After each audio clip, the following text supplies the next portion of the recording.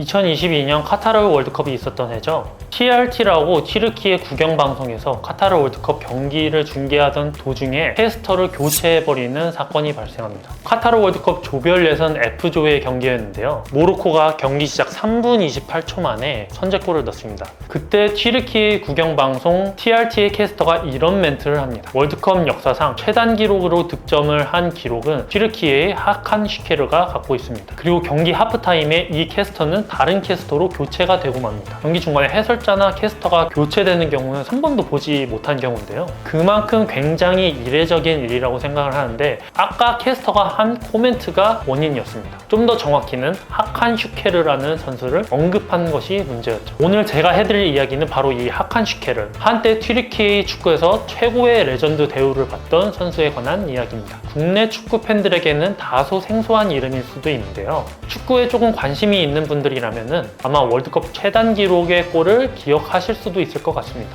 바로 2002년 월드컵 3-4위 결정전이었습니다. 그 경기에서 튀르키예가 우리 한국을 상대로 11초, 더 정확히는 10.8초 만에 첫 골을 기록한 건데요.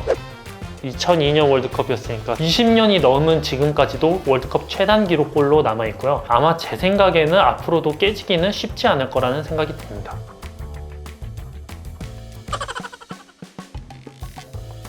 하칸 슈케르는 1990년대 튀르키예에서 국민 영웅이라고 불렸을 정도로 그 입지와 명성이 대단했습니다. 우리나라의 선수와 비교를 하자면은 거의 차범근 선수 아니면 손흥민 선수 정도의 위상을 가졌다 해도 사실 과언이 아닐 수 있습니다. 혹은 튀르키예 내에서의 입지는 사실 더 높았을 수도 있습니다. 왜냐면 이 하칸 슈케르가 은퇴한 지 거의 20년이 다 돼가거든요. 아직까지도 튀르키예 축구에서 가장 중요한 기록들을 이 하칸 슈케르가 다 갖고 있습니다. 튀르키예 축구 국가대표팀 역대 최다 득점자 기록을 이 하칸 슈케르가 갖고 있고요. 튀르키예 슈퍼리그라고도 하죠. 최다 득점자 기록도 이 슈케르가 갖고 있어요. 그리고 유럽 챔피언스 리그에서 득점한 튀르키예인의 최다 득점자 타이틀도 이 하칸 슈케르가 갖고 있습니다. 20년이 지난 지금까지도 이 기록들이 깨지지 않는 걸 보면은 이 하칸 슈케르의 업적이 얼마나 대단한지 미뤄 짐작할 수가 있겠죠. 심지어 1995년 있었던 하칸 슈케르의 결혼식은 튀르키예 국영방송에서 생중계까지 했다고 하더라고요. 그런데 슈케르의 미래를 바꾸게 될 두 사람이 이 결혼식에 참석을 하게 됩니다. 당시 이스탄불의 시장이었던 레셉 에르도안과 튀르키예의 막강한 영향력을 행사하고 있던 이슬람 성직자 페툴라 귤렌이었습니다. 튀르키예 내에서 슈케르의 입지가 워낙 대단하다 보니까 자연스레 권력을 가진 사람들이 슈케르에게 붙기 시작하면서 여러 가지 유혹들이 생겨나기 시작합니다. 그러다 보니까 슈케르는 선수 생활 막바지까지도 이런 영향력을 가지고 있던 정치인들이랑 친분을 유지해왔고요. 2008년 은퇴를 한 후에는 정치인의 길로 본격적으로 접어들게 됩니다. 그리고 아까 말씀드렸던 이스탄불의 시장이었던 레셉 에르도안이 리더로 있던 정의개발당에 2011년 이스탄불 의원으로 선출이 됩니다. 그리고 이게 바로 국민 영웅이었던 슈케르가 국민 역적이 되는 결정적인 계기가 되고 맙니다. 아까 결혼식에 증인으로 참석을 했다던 페트라 귤렌 말씀드렸죠. 이 페트라 귤렌은 1960년대 말부터 튀르키예의 현대적인 교육과 봉사운동인 히즈메트 운동,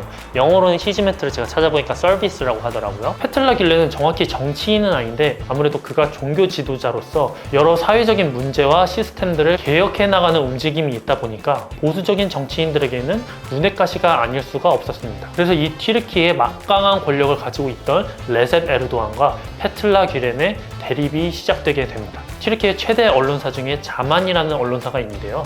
이 귤렌의 히즈메트 운동과 밀접한 관련이 있는 언론사입니다. 자만이라는 언론사의 80%가 이 귤렌이 세운 학교의 출신들이라고 합니다. 이 자만이라는 언론사는 굳이 따지자면 아무래도 귤렌은 사회적으로 변화를 일으키려고 했던 사람이기 때문에 진보적인 성향이 강했겠죠. 에르도안이 어느새 이제 튀르키예 대통령이 됐습니다. 이 에르도안 정부를 비판하던 자만 언론사가 2016년 에르도안의 정부로부터 무력 진압을 당하게 됩니다. 이 과정이 실제 우리나라 언론사에도 기사화되기도 했었는데요.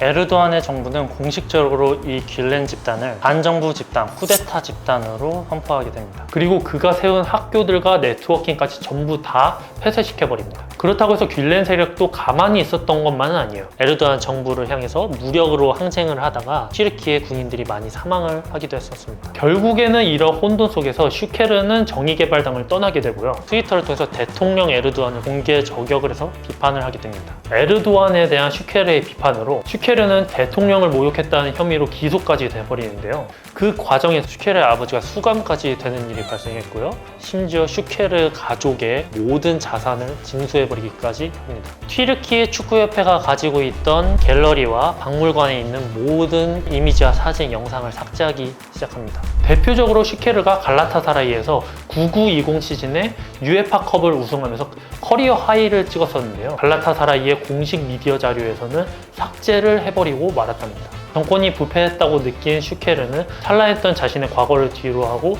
조국을 떠나 미국으로 망명을 가게 됩니다. 그리고 미국 샌프란시스코에 처음 정착을 하게 되는데요. 생계를 유지하기 위해서 카페를 차리고 베이커리를 운영했다고 합니다. 본인의 재능을 살려서 축구 교실을 운영하기도 했다고 합니다. 2020년 본인의 유튜브에서는 라이브 방송을 하면서 우버 택시기사까지 하면서 생계 유지를 하고 있다고 전하기도 했습니다.